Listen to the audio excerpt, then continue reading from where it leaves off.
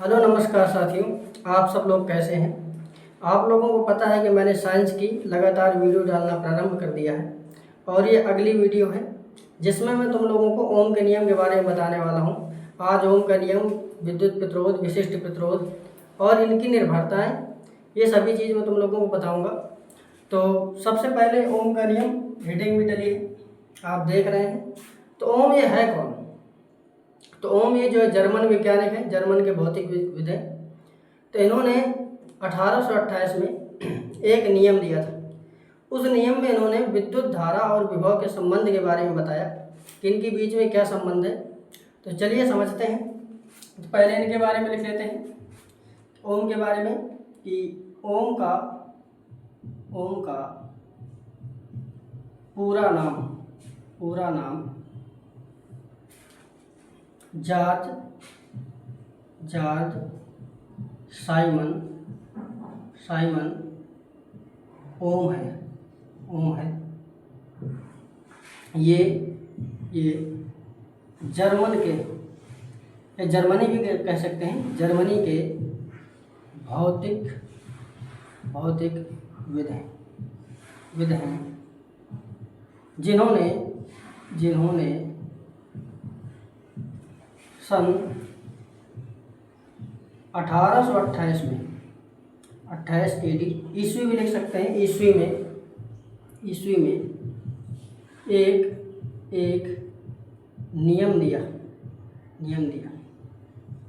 इनका एक नियम है जिन्होंने 1828 में दिया था और उसी नियम को बोलते हैं ओम का नियम।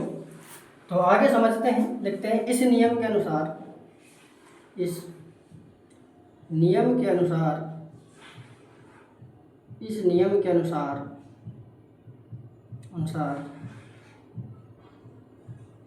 यदि हम किसी चालक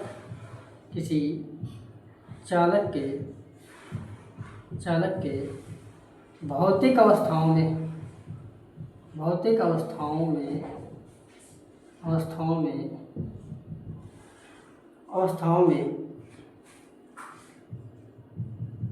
कोई परिवर्तन ना करें,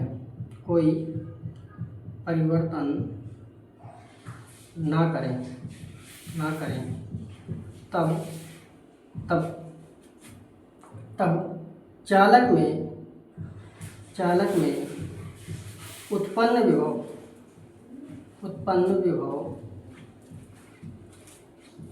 चालक में उत्पन्न विभव प्रवाहित धारा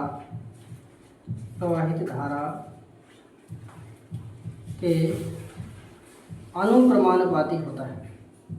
अनुक्रमानुपाती होता है।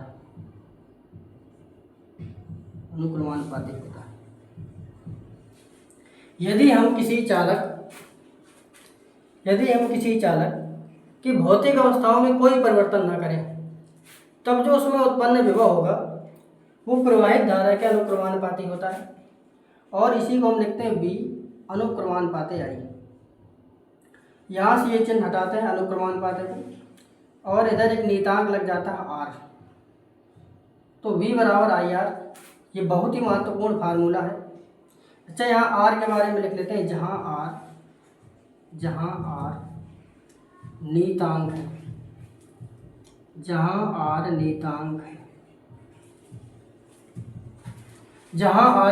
है। आगे वाले हेडिंग में हम लोग प्रतिरोध के बारे में पढ़ेंगे। आर प्रतिरोधी होता है।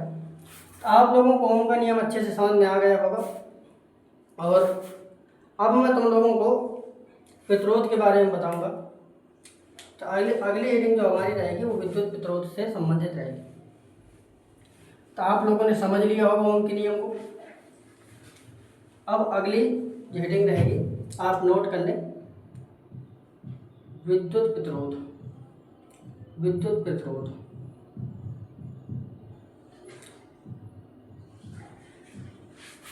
प्रतिरोध का शाब्दिक अर्थ होता है गतिरोध या विरोध उत्पन्न करना।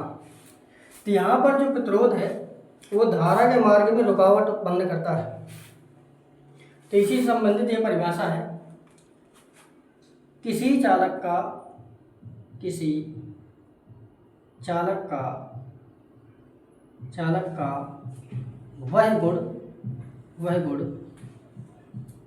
जिसके कारण वह प्रवाहित धारा में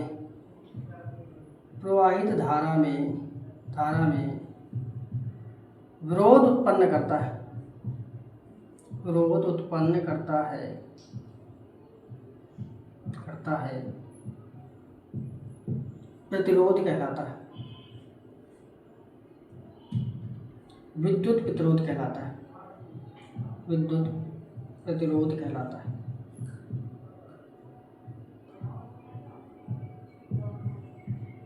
विद्युत प्रतिरोध कहलाता है। तो यहाँ पर आप लोगों ने समझ लिया होगा कि विद्युत प्रतिरोध है क्या। तो ये पदार्थ का वह गुण होता है। मैं बता दूं कि ये पदार्थ का मूल गुण भी होता है। ये मूल गुण इसलिए होता है क्योंकि आप कोई भी पदार्थ ले लें, लेकिन वो जो है धारा के मार्ग में रुकावट जरूर पैदा करेगा, धारा के मार्ग में विरोध जरूर करेगा। तो इसलिए कह सकते हैं कि ये जो है पदार्थ का मूल गुण भी होता है। और इसके बारे में मैं आगे बताऊं। इसे आर से प्रदर्शित करते हैं। इसे आर से प्रदर्शित करते हैं। कैपिटल आर रहता है यहाँ पर, और यह आदेश राशि होती है।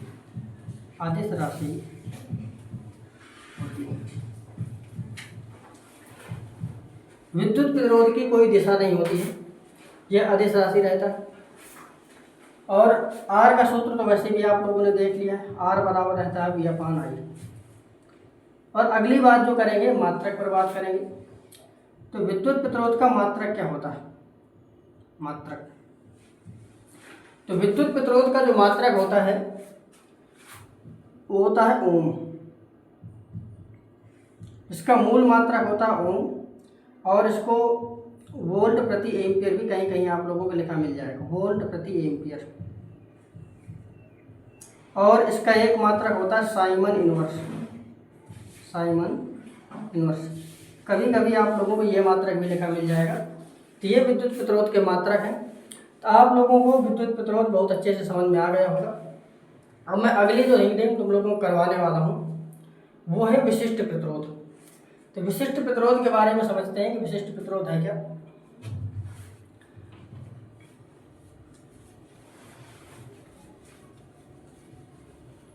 विशिष्ट प्रतिरोध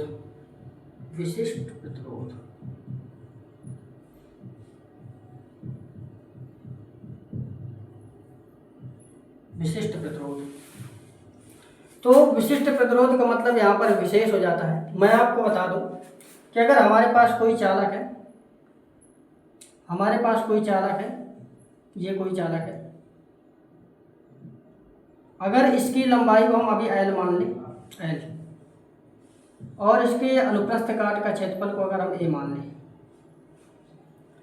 तो अधिकांशतः चालक ऐसे ही होते हैं। आप लोगों ने देखा होगा जो तार होते हैं वो बेलनाकार होते हैं।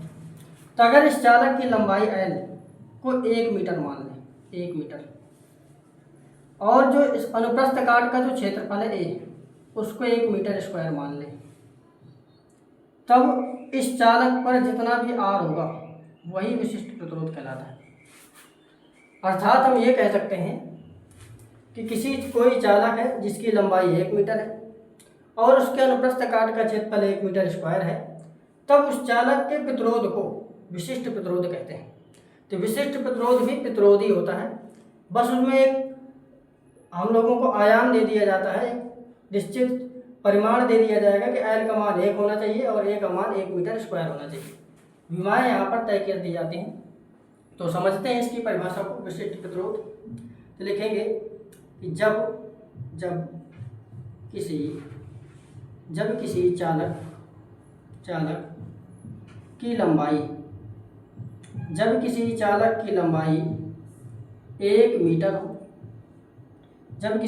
की लंबाई 1 मीटर हो, वह अनुप्रस्थ काट का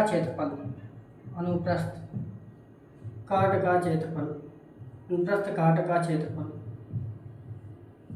अनुप्रस्थ काट का क्षेत्रफल 1 मीटर स्क्वायर हो, 1 मीटर स्क्वायर हो, तब चालक का प्रतिरोध, तब चालक के प्रतिरोध को विशिष्ट प्रतिरोध कहते हैं। तब चालक के प्रतिरोध को विशिष्ट प्रतिरोध कहते हैं।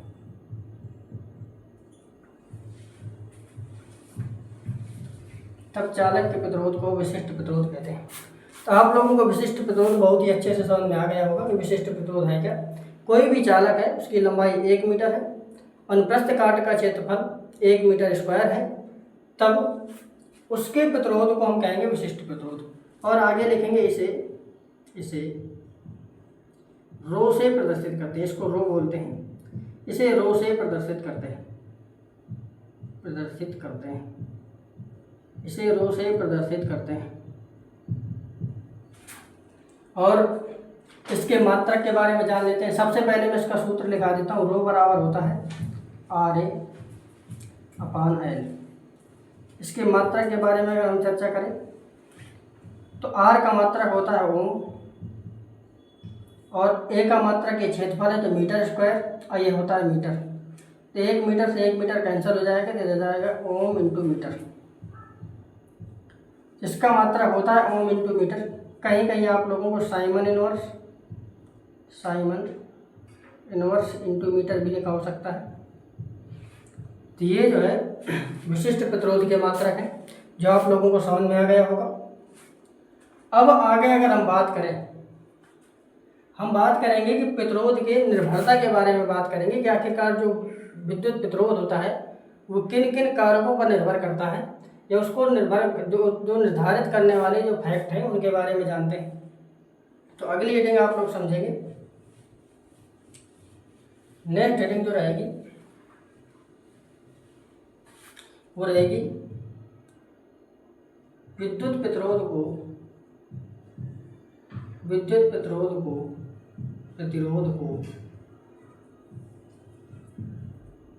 प्रभावित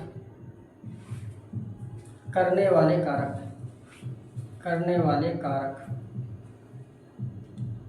अर्थात हम ये कहना चाहते हैं कि आखिरकार विद्युत प्रतिरोध को कौन कौन से कारक है जो विद्युत प्रतिरोध को प्रभावित करेंगे। आप लोगों ने सूत्र देखा है कि R बराबर होता है, अभी आपने देखा रो बराबर होता है RA/L। यहाँ से अगर मैं R का मान निकालना चाहूँ, L इधर गुणे में आ जाएगा तो रो इंटू L हो जाएगा, अपान में चला जाएगा A। तो यहाँ पर आप देख रहे हैं कि जो R का मान है वो लंबाई पर भी निर्भर करता है, R का मान क्षेत्रफल पर भी निर्भर करता है। R का मान दो कारकों पर तो निर्भर करता है, सीधे आपको समझ में आ गया। तो आप लिख लेंगे कि विद्युत प्रतिरोध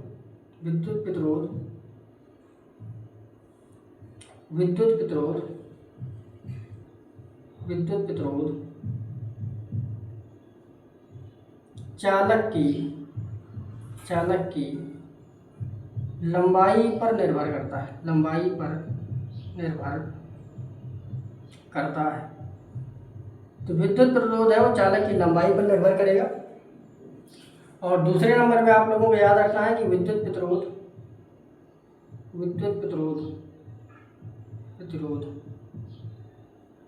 अनुप्रस्थ काट के क्षेत्रफल पर भी निर्भर करता है। विद्युत प्रतिरोध अनुप्रस्थ काट के क्षेत्रफल पर निर्भर करता है। अनुप्रस्थ काट के क्षेत्रफल पर निर्भर करता है। और इसके अलावा हम कहेंगे जो विद्युत प्रतिरोध है, विद्युत प्रतिरोध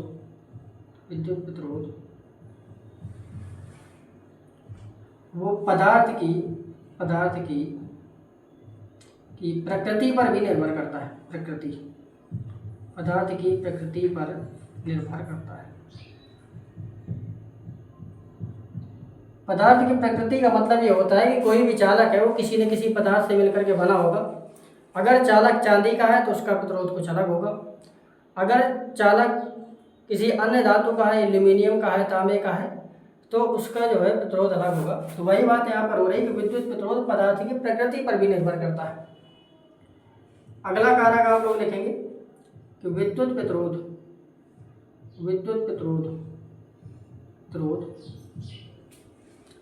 ताप पर निर्भर करता है।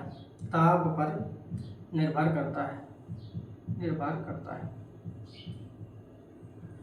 तो अगर किसी भी माध्यम में ताप को घटाया बढ़ाया जाएगा तब भी विद्युत प्रतिरोध में प्रभाव पड़ेगा। तो आप लोगों को मैंने विद्युत प्रतिरोध के बारे में काफ़ी चीज़ें समझा दी हैं, आप लोगों को समझ में आ गया होगा। अब नेक्स्ट जो वीडियो रहेगी आप लोगों की वो इनके समायोजन से संबंधित रहेगी कि विद्युत प्रतिरोधों का संयोजन हम क्यों करते हैं और किस प्रकार से होता है और उनके कौन कौन से कैसे का सूत्र बनते हैं। तो आप नेक्स्ट वीडियो को आप लोगों का इंतज़ार रहेगा, आप उसको ज़रूर देखेंगे। ठीक है, धन्यवाद।